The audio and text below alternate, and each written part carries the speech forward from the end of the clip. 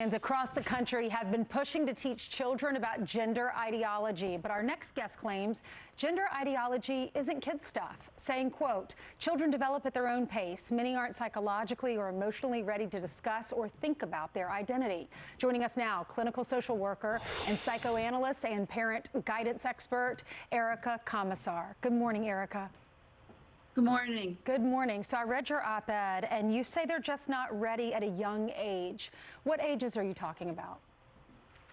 We're really talking before pre-adolescence. So pre-adolescence starts at around 9. So kids are being taught these things as early as preschool now, into kindergarten and first grade, and it's just too early for them. They're not really equipped developmentally to be thinking about their identity in this way or gender specifically.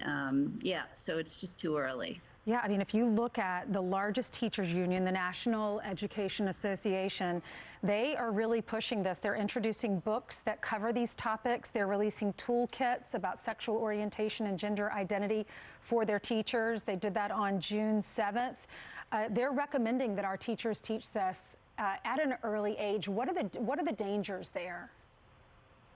Well, with any subject matter that's difficult or complicated, whether it's sex or death or gender or first, it's usually better if parents teach their children these things. But and the rule is really that you wait for the child to show interest or curiosity and ask questions, because it means that they're more developmentally ready. And even then, you only answer very succinctly and wait for more questions. So the way that they're teaching it, they're really teaching it in an indoctrinating kind of way. You know, we hear this a lot in New York City. It's a very liberal, as you know, city.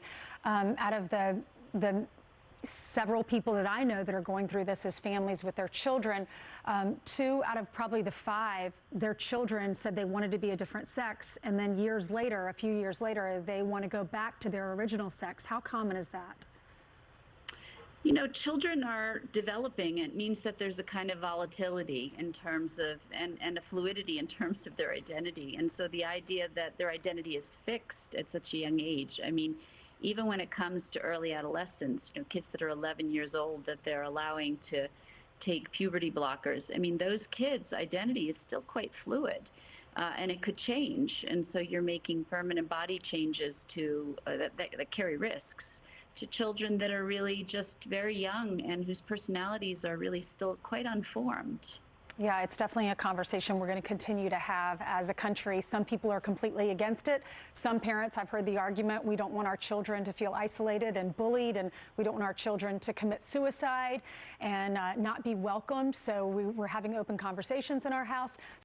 It's just too young, and down in Florida, teachers are not allowed to discuss this before 5th grade. So we all have different opinions on it. It's a tough topic, right?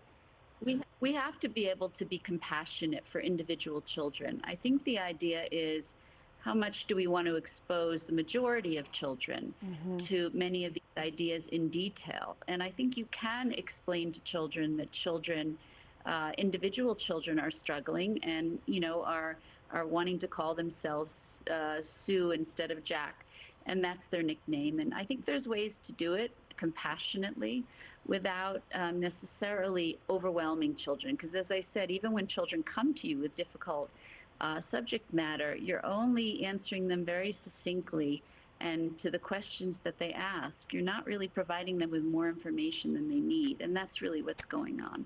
Erica, you're a wonderful guest. Thank you so much for coming on. Thank you for having me. You're welcome. Coming up, who